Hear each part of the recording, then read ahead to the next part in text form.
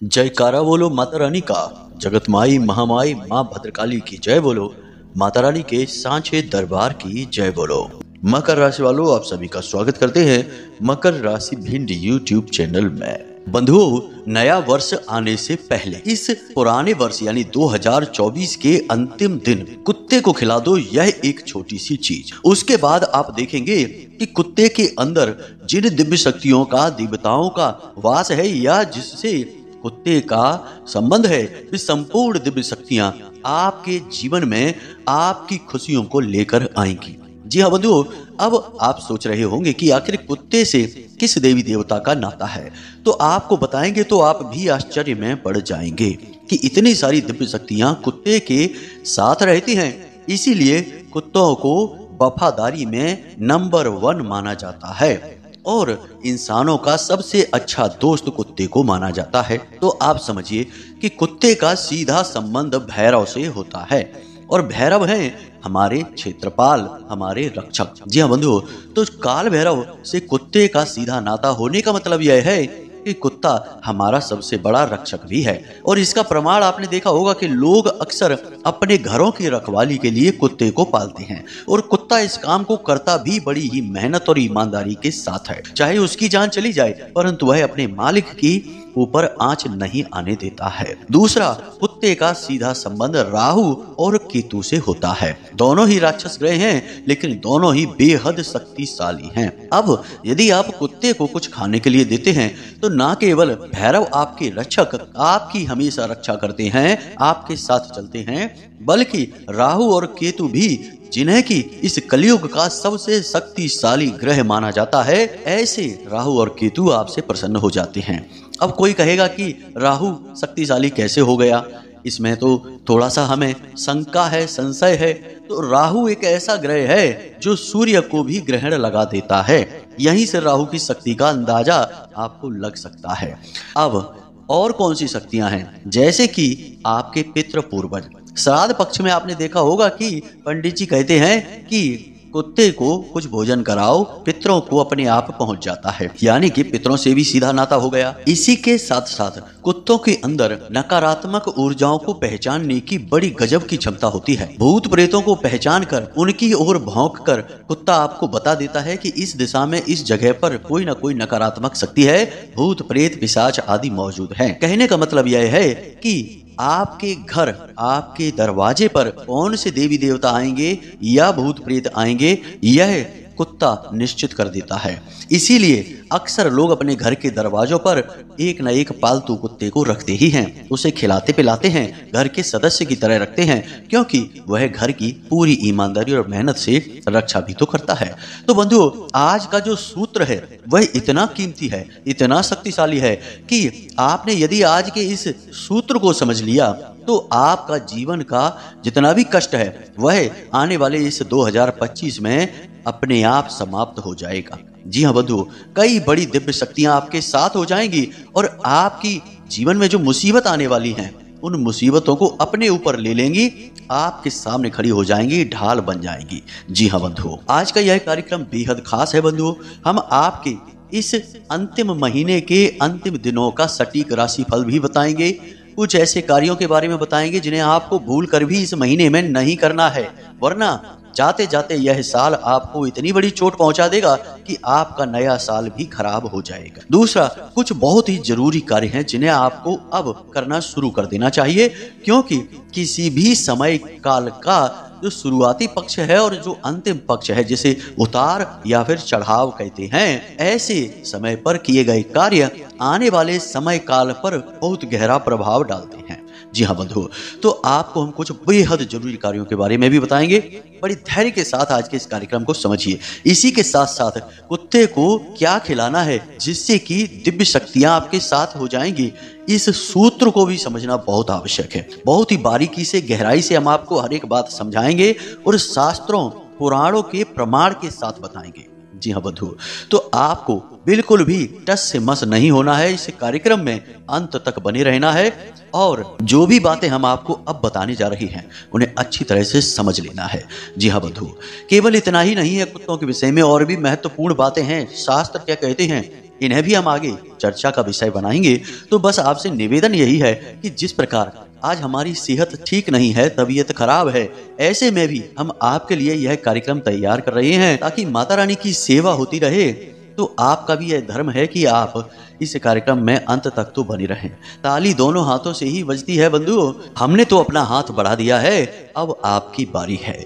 तो चलिए बंधुओं, बिना समय गवाए इस महत्वपूर्ण कार्यक्रम की शुरुआत करते हैं। माता रानी का नाम लेते हुए कमेंट बॉक्स में प्रेम के साथ, भाव के साथ लिख डालिए, जय माँ भद्रकाली रक्षा करो। एक बार नहीं 3 बार लिखना। माता रानी आपकी निश्चित रक्षा करेंगे, हमें पूर्ण विश्वास है। इसी के साथ साथ बंधुओं, यदि आप इस चैनल कार्यक्रम पर पहली बार आए हैं तो आज इसी वक्त इस चैनल को सब्सक्राइब कर लीजिए, क्योंकि ज्ञान का शुद्धतम स्वरूप इस चैनल कार्यक्रम पर आता है। माता रानी के चरणों से, उनकी सेवा से यह ज्ञान उद्धृत होता है और आप तक पहुंचता है। तो बंधुओं, इस पवित्र धारा को अपने जीवन में आने दीजिए। चैनल को सब्सक्राइब करके हमारे दिव्य परिवार के सदस्य बन जाइए। तो चलिए बंधुओं, चैनल को सब्सक्राइब करिए, फिर आगे बढ़ते हैं। बंधुओं, आपको जानकर आश्चर्य होगा कि हमारे शास्त्रों में, पुराणों में कुत्तों का संबंध देवी देवताओं से किस प्रकार गहराई से जुड़ा हुआ है। छोटी सी झलक आपको बताते हैं तो आपका भी ज्ञान बढ़ेगा और आपको बहुत अच्छा भी महसूस होगा। तो सबसे पहले भोले बाबा के उग्र स्वरूप भैरव की सवारी कुत्ता है। यह तो आप जानते हैं, हमने अभी आपको बता भी दिया है। लेकिन आपको यह पता नहीं होगा कि देवराज इंद्र यानी देवताओं के जो राजा हैं, उनके पास भी एक कुत्ता है जिसका नाम है शर्मा। और इस कुत्ते को इंद्र बहुत अधिक प्रेम करते हैं। इस कुत्ते ने एक बार इंद्र की रक्षा की थी, उनके साथ युद्ध किया था और राक्षसों को मार कर भगा दिया था। यह बहुत शक्तिशाली कुत्ता है। इसी प्रकार मृत्यु के देवता यानी यमराज जो हैं, उनके साथ भी 2 कुत्ते होते हैं जिनका नाम है श्याम और सबल। जी हाँ बंधुओं, शिव पुराण में इनके विषय में वर्णन मिलता है कि जो भी व्यक्ति कुत्तों को भोजन कराते समय श्याम और सबल का नाम लेता है, उसके घर में कभी अकाल मृत्यु नहीं होती है। इसी प्रकार महाभारत में पांडवों की अंतिम यात्रा में जो आखिरी सदस्य युधिष्ठिर बचे थे, धर्मराज का ही अवतार थे, यानी कि यमराज के ही अवतार थे। उनके साथ भी स्वर्ग तक कुत्ता ही गया था। यहाँ तक कि भगवान ने जब दत्तात्रेय का रूप धारण किया तो कुत्ते को ही अपना गुरु बनाया। वह इसलिए कि कुत्ते के पास कोई धन संपत्ति नहीं है, उसे कुछ भी खोने का डर नहीं है, फिर भी वह इतना प्रसन्न रहता है और इन सब से कहीं बढ़कर अपने मालिक के लिए इतना अधिक वफादार रहता है। इससे उन्होंने प्रेरणा ली और उन्होंने भी कहा कि इस संसार की संपूर्ण वस्तुओं का त्याग करने के बाद हम भगवान से उतनी ही श्रद्धा, उतना ही प्रेम दिखाएंगे जितना कि कुत्ता अपने मालिक के साथ दिखाता है। यानी कि भगवान दत्तात्रेय ने कुत्ते को अपना गुरु माना उसके स्वभाव को देखकर। तो कहने का मतलब यह है कि कुत्ता कोई साधारण जीव नहीं है, इसे अपने साथ हमेशा रखना चाहिए। लोग इसे पालते भी हैं, लेकिन इसके पालने में कुछ भूल चूक लोग कर देते हैं, यह थोड़ा सा गलत हो जाता है। तो वह क्या भूल चूक है आगे आपको बताते हैं।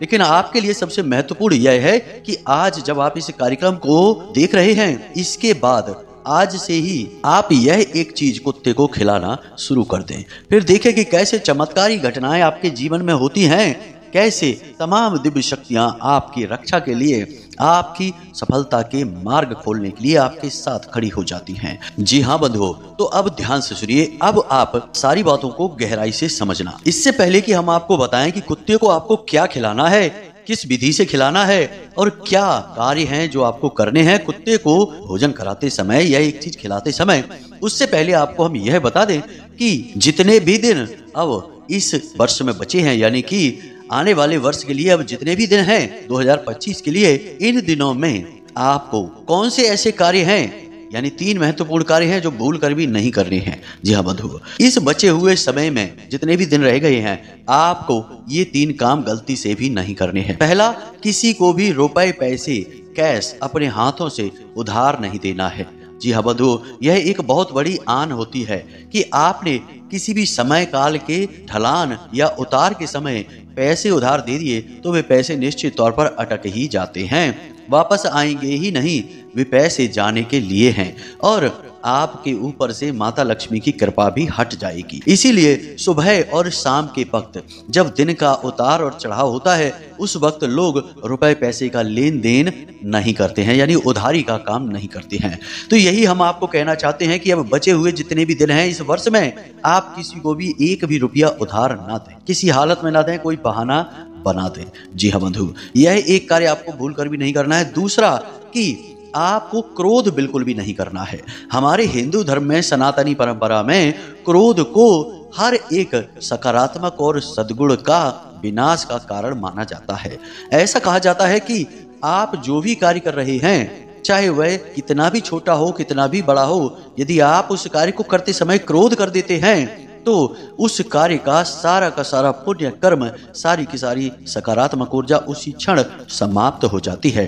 फिर उस कार्य से आप कभी लाभ नहीं ले पाएंगे। जी हाँ बंधुओं, तो क्रोध आपको कभी करना ही नहीं है।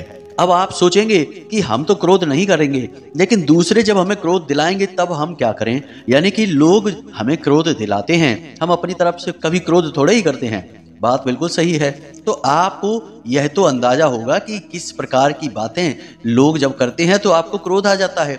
दूसरा कि कुछ लोग आपके आसपास ऐसे हैं, वे जानबूझकर ऐसी बातें करते हैं कि आपको उकसाया जाए, और जब आप तिलमिला जाते हैं, जब आपको क्रोध आ जाता है, चेहरा आपका लाल पड़ जाता है, तब उन्हें अंदर से सुकून महसूस होता है। तो आपको अपनी बुद्धि का पूर्ण प्रयोग करते हुए यह तो पता लगाना ही होगा कि किन परिस्थितियों में, किन बातों से और किन लोगों की वजह से आपको क्रोध आता है। तो इन चीजों से आप दूरी बना लेंगे, आपका क्रोध अपने आप शांत रहने लगेगा। एक और बहुत अच्छा उपाय है कि जब आपको क्रोध आए, आपको लगे कि भाई अब हमारे को क्रोध आना शुरू हो गया है, तो आपको तुरंत प्रभु के नाम का स्मरण करने लगना है और कम से कम 31 बार गिनकर ईश्वर का नाम लेना है। अब जिसका भी आप पूजा पाठ करते हैं, आराधना करते हैं, उनका नाम ले सकते हैं। जैसे हम तो माँ बगला, माँ बगला, माँ बगला, वैसे तो हमें क्रोध आता ही नहीं है, लेकिन हम जब अकेले बैठते हैं, शांत बैठते हैं, तो मन ही मन माँ बगला का उच्चारण करते रहते हैं। और जब हम स्नान आदि करने के बाद शुद्ध अवस्था में होते हैं तो माई के एकाक्षरी बीज मंत्र का मन ही मन जाप करने लगते हैं, तो वातावरण अपने आप शुद्ध और शांत रहता है। क्रोध तो छोड़ो, इस प्रकार की किसी भी नकारात्मक ऊर्जा आसपास आ ही नहीं सकती है, चाहे कुछ भी हो जाए। आप प्रभु के भजन में, प्रभु के नाम में डूब चुके हैं। तो आप यह कर सकते हैं कि आप ईश्वर का जिस भी नाम का स्मरण करते हैं, जिनमें भी आपकी आस्था है, बस उनका नाम आपको 31 बार उंगलियों से गिनकर लेना है, और आप देखेंगे कि आपका क्रोध कहाँ छूमंतर हो गया, आपको पता ही नहीं चला। बड़ी आश्चर्यजनक दवाई है यह, इसे आप प्रयोग जरूर करना अगली बार जब आपको क्रोध आए तो 2 कार्य हो गए, ये आपको नहीं करने हैं।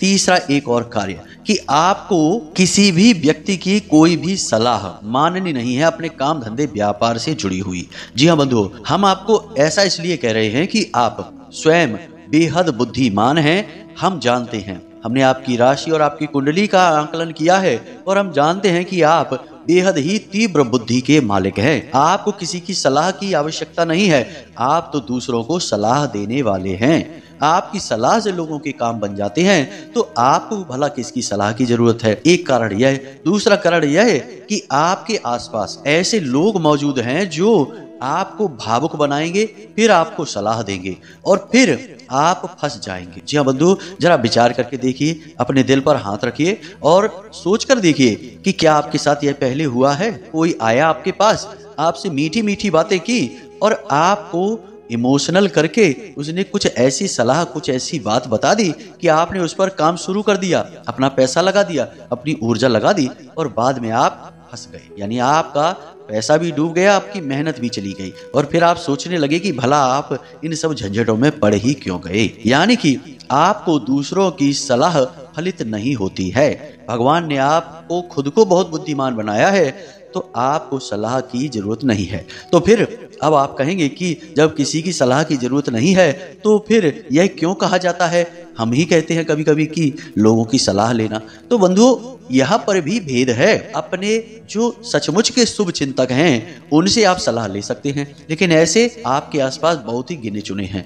दूसरा, आपके आसपास जो लोग मौजूद हैं उनमें आप कंफ्यूज रहते हैं, क्योंकि कुछ ऐसे अपने हैं जो आपका शुभ होते हुए देखते हैं तो चिंता में पड़ जाते हैं। ऐसे शुभ चिंतकों से आप ज्यादा घिरे रहते हैं बजाय इसके कि आपका शुभ करवाने की चिंता करते हो। यानी सच्चे वाले शुभ चिंतक आपके बहुत ही कम हैं। यह आपका दुर्भाग्य है। चाहे कितने ही अपने हों, लेकिन कहीं ना कहीं आपके लिए उनके मन में मैल रहता ही है। जी हाँ बंधु, इसीलिए हम कहते हैं कि किसी की सलाह ना लो। यदि आपको सलाह की, संकेत की, इशारों की आवश्यकता है ही तो आप माता रानी का नाम लीजिए। जैसे हम लेते हैं, हमें जीवन में कोई निर्णय लेना है, कुछ भी मन में विचार आता है तो हम माई के सामने बैठ जाते हैं हाथ जोड़कर, और जैसे बालक अपनी माँ को बताता है सारी बातें, वैसे ही हम अपनी माई को, महामाई को बताने लगते हैं कि माई, हमारी ऐसी इच्छा है, हम ये करना चाहते हैं, आप हमें मार्गदर्शन दें, बताएं कि क्या करना चाहिए, आगे बढ़ें या ना बढ़ें, कि रुक जाएं, क्या वापस लौट जाएं। कुछ भी जो आपके मन में आए आप अपने आराध्य को बताइए। यदि आप हनुमान जी की पूजा करते हैं तो मंदिर जाइए, हनुमान जी के सामने हाथ जोड़कर बैठ जाइए और मन ही मन अपने विचार उनको बताने लगिए। यकीन मानिए कि यदि आप भगवान से सचमुच में हृदय से, दिल से जुड़े हैं तो आपके रोंगटे खड़े होने लगेंगे। जी हाँ बंधुओं, आंखों से आंसू चलने लगेंगे। माई साक्षात बात करती हैं, आपके मन में ऐसे मजबूत विचार डालती हैं कि आपको लगेगा कि सारी दुनिया गायब हो गई है, साक्षात माई आपसे बात कर रही हैं। हमने तो कई बार यह अनुभव किया है। आप इसका अभ्यास करें, क्योंकि कोई भी तार एकदम नहीं जुड़ता, कोई भी बंधन एक साथ नहीं बनता, समय लगता है। आप दुनियादारी के बंधनों पर ज्यादा विश्वास न करें, उससे बंधन जोड़ें जो इस दुनिया का मालिक है, जो सबका मालिक है, जो परम पिता है, महामाई हैं, उनसे बंधन जोड़ें। वहां से आपको सर्वश्रेष्ठ मार्गदर्शन प्राप्त होगा। जी हाँ बंधुओं, बस इन कार्यों को आपको करना है। अगर आप नहीं मानेंगे और भूल कर बैठेंगे तो निश्चित तौर पर आपको जो चोट पहुंचेगी, जो नुकसान पहुंचेगा, वह आपके आने वाले वर्ष को भी खराब कर देगा, उसकी शुरुआत ही खराब हो जाएगी। तो ऐसी भूल ना करें बंधुओं। हम तो आपके लिए ही चिंतित रहते हैं और जितना श्रेष्ठतम होता है वह आपको देने की कोशिश करते हैं, इसीलिए आपको हमने यह बताया। अब बात करते हैं अपने मूल विषय की कि कुत्ते को क्या खिलाना है। तो बंधुओं, आप इस वर्ष के अंतिम दिन यानी कि 31 दिसंबर के दिन तो कुत्ते को यह चीज खिलाएंगे ही, लेकिन हम तो आपसे यह कहेंगे कि सर्वोत्तम लाभ प्राप्त करने के लिए एक प्रक्रिया होती है जिसे लंबे समय तक किया जाता है, तब उसका पूर्ण लाभ प्राप्त होता है। अब श्राद्ध पक्ष भी तो देखो 15 दिन का होता है पितरों के लिए, एक दिन का तो नहीं होता। तो कोई भी जो लंबे समय तक साधना होती है, क्रिया होती है, उसका प्रभाव बहुत अधिक रहता है। तो ध्यान से सुनिए, आपको क्या करना है। आपको प्रतिदिन एक रोटी बनवानी है, उस रोटी को घी से चुपड़ लेना है। जी हाँ बंधु, घी उस पर लगा लेना है। उसके बाद थोड़ी सी हल्दी उस रोटी पर लगानी है। उसके बाद थोड़े से काले तिल डालने हैं और थोड़ा सा गुड़ रखना है। जी हाँ बंधु, इतनी चीजों को आपको लपेट लेना है। आप 1, 2 या 3 रोटियां बना सकते हैं, जरूरी नहीं कि एक ही रोटी बनाइए, 3 रोटी तक बना सकते हैं, 3 से अधिक नहीं बनाना है बंधुओं। तो आपने मानकर चलते हैं हम कि 1 रोटी ही बनाई। अब आपने 1 रोटी बनाई तो यहाँ पर भेद यह है कि रोटी आपको स्वयं को बनानी है, महिलाओं से मत कह देना। महिलाएं तो बेचारी कार्य सारा करती ही हैं, घर गृहस्थी का संसार तो उन्होंने संभाल कर रखा ही है, लेकिन यह जो क्रिया है यह आपके विशेष लाभ के लिए है, तो इसके लिए प्रयास भी आपको ही करना होगा। जिस प्रकार बड़ी साधनाएं जब साधक करते हैं तो अपना भोजन खुद बनाते हैं, अपने वस्त्र खुद धोते हैं, अपना आसन खुद बिछाते हैं और उसी पर सोते हैं, किसी की मदद नहीं लेते, उसी प्रकार आपको भी किसी की मदद नहीं लेनी है। आपको यह रोटी आटा गूंदने से लेकर, बेलने से लेकर सेकने तक खुद बनानी है। अब इसी क्रिया के साथ आपको इस रोटी को कुत्ते को खिलाना है। अपने दरवाजे पर कुत्ते को बुलाना और दक्षिण दिशा की ओर मुख करके खड़े हो जाना और रात्रि में ही खिलाना है। सूर्यास्त होने के बाद लगभग 9 बजे से 11 बजे के बीच में आपको कुत्ते को यह रोटी खिलानी है। अब जब आप इस रोटी को कुत्ते को खिला रहे होंगे तो आपको मन ही मन पहले बोलना मैं और फिर अपना नाम लेना। जैसे मानकर चलते हैं कि आपका नाम है मनमोहन, तो आप कहेंगे मैं मनमोहन यम के कुत्ते श्याम और सबल को यह भोजन अर्पित करता हूँ। जी हाँ बंधुओं, आपको मन ही मन यह बात लगातार बोलती रहनी है कि मैं मनमोहन यम के कुत्तों श्याम और सबल को यह भोजन समर्पित करता हूँ। इस प्रकार से आपको यह भोजन कुत्तों को खिलाना है। बस अब ज्यादा कुछ नहीं करना है। इसके बाद सीधा आपको अंदर आना है, कुत्तों को छूना नहीं है, उनसे दूर रहना है, सीधे अंदर आना है, हाथ पैर मुंह धोकर अपने कमरे में जाना है। जब आप मुड़कर वापस आ रहे हो तो पीछे मुड़कर नहीं देखना है। कोई आपको आवाज लगाए तो उसे जवाब नहीं देना है, सीधे घर के अंदर प्रवेश कर जाना है। घर का दरवाजा भी लगा लेना है और उसके बाद हाथ पैर मुंह धोने हैं, फिर अपने कार्यों में लगना है। जी हाँ बंधु, इस प्रयोग के बारे में किसी को बताना नहीं है, इसे गुप्त रखना है। क्या कर रहे हैं, क्यों कर रहे हैं, क्या लाभ होता है, क्या हानि होती है, कुछ भी किसी को नहीं बताना। कोशिश करें कि आप रात्रि में यह कार्य करें, कोई आपको देख ही ना पाए। और यदि कोई देख भी लेता है तो आप उसे कोई बहाना बना दें कि हमने तो ऐसे ही खिला दिया, ऐसे ही घर में पड़ी थी रोटियां तो हमने सोचा कि चलो खिला देते हैं। इस प्रकार से बहाना बना देना है, असली उद्देश्य नहीं बताना है, क्योंकि जैसे ही आपने असली उद्देश्य को खोल दिया इसका प्रभाव कम होने लगेगा, समाप्त होने लगेगा। जी हाँ बंधु, तो इस प्रकार इस क्रिया को आपको करना है। अब हम तो यही कहेंगे कि आज जब आप इस कार्यक्रम को सुन रहे हैं तो आज से ही इस क्रिया को करना शुरू कर दीजिए और पूरे महीने यानी पूरे दिन जो अब बचे रह गए इस वर्ष के, इन सभी दिनों में इस क्रिया को लगातार करते रहिए। एक आध दिन यदि गैप हो जाए तो कोई बात नहीं है, कोशिश करें कि लगातार होता रहे। तो इस प्रकार इस क्रिया को करिए और आप देखेंगे कि आपके जीवन से नकारात्मकता गायब होनी शुरू हो जाएगी। रातों रात चमत्कार तो बंधुओं नहीं होते हैं, लेकिन आपको कुछ दिनों में परिणाम बहुत ही अच्छे अवश्य मिलने लगेंगे। कौन से हों परिणाम, तो ध्यान से सुनिए। सबसे पहली चीज कि आपको समझ में आ जाएगा कि आपको आगे जीवन में क्या करना है, यानी कि आपका लक्ष्य स्पष्ट हो जाएगा। 50 तरीके के जो विचार आपके मन में चलते हैं, किम कर्तव्य विमूढ़म की स्थिति में आप रहते हैं, वह बंद हो जाएगी। दूसरा, आपका पैसा, आपका धन कहीं पर अटका हुआ है वह आपको प्राप्त हो जाएगा। तीसरा, कर्जा आपके ऊपर जो बढ़ता जा रहा है वह समाप्त होना शुरू हो जाएगा। आपका जो काम धंधा व्यापार है उसमें गति आ जाएगी। इसके साथ साथ एक सबसे महत्वपूर्ण बात कि घर में से बीमारियां बाहर निकल जाएंगी और किसी की भी अकाल मृत्यु किसी कीमत पर नहीं होगी घर में, ना आपके परिवार में और ना ही आपसे जुड़े जितने भी लोग हैं, यानी कि आपके भाई बंधु चाचा ताऊ, इनके सबके परिवार में ऐसी कोई दुर्घटना महाघटना नहीं होगी। इसकी आप पूरी गारंटी समझें। जी हाँ बंधु, तो बस इस क्रिया को करना शुरू करिए और इसके परिणाम जो भी आए उनका आनंद लेना शुरू करिए और भगवान को धन्यवाद अवश्य करिए। जी हाँ बंधु, बिना धन्यवाद भगवान से कुछ भी मत लेना, यह कृतज्ञता है और कृतज्ञता अच्छी बात नहीं होती है। तो चलिए बंधु, आज के इस कार्यक्रम को यहीं पर विराम देते हैं। अब हमने कहा था पिछले कार्यक्रम में कि हम जैसे ही स्वस्थ होते हैं पूर्ण रूप से, तो हमने सोचा है कि जिन महामाई माँ भद्रकाली का आपने अब तक नाम सुना है उनके साक्षात दर्शन आपको कराएंगे। कोई ऐसे कार्यक्रम की व्यवस्था करेंगे, कोई ऐसा वीडियो वगैरह बनाएंगे जिसमें आपको साक्षात माता रानी के दर्शन करवाएंगे, जिससे आप भी धन्य हो जाएंगे। माता के महामाई ब्रह्मांड की माई के दर्शन करने से आपका आने वाला संपूर्ण वर्ष बेहद सुंदर मनोरम हो जाएगा। यह बंधु, तो यदि आपको दर्शन चाहिए तो कमेंट बॉक्स में हाँ हमें दर्शन करने हैं ऐसा अवश्य लिखें। होगा कुछ नहीं, बस हमें अच्छा बहुत लगेगा कि भाई आप लोग हमारे साथ हैं। तो बंधु, इसी के साथ साथ आज के इस कार्यक्रम को यही विराम देते हैं। हमेशा हंसते रहिए, मुस्कुराते रहिए, सकारात्मक रहिए और दिन में एक बार मंदिर अवश्य हो आइए, क्योंकि आपका उद्धार तो वहीं से होना है। तो प्रेम से बोलिए जय माई की, जय माँ भद्रकाली। माता रानी आपका कल्याण करें। धन्यवाद।